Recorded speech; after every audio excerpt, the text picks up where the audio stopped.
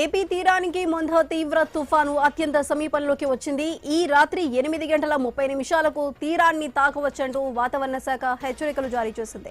ఇక కాకినాడ మచిలీపట్నం మధ్య తీరం తాకే అవకాశం ఉందంటూ లెక్కలేశారు.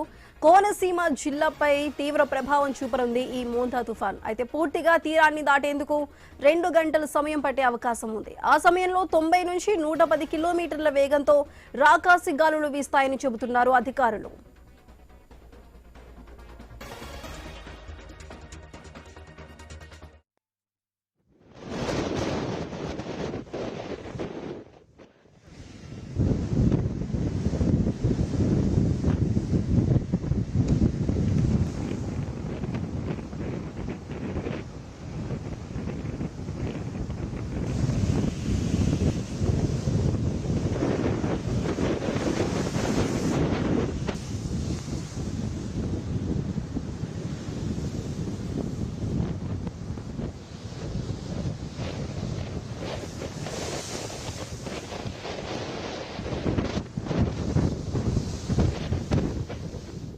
ఏపీ తీరానికి మొంధ తీవ్ర తుఫాను అత్యంత సమీపంలోకి వచ్చింది. ఈ రాత్రి 8:30 తీరాన్ని తాకవచ్చంటూ వాతావరణ శాఖ హెచ్చరికలు జారీ చేసింది.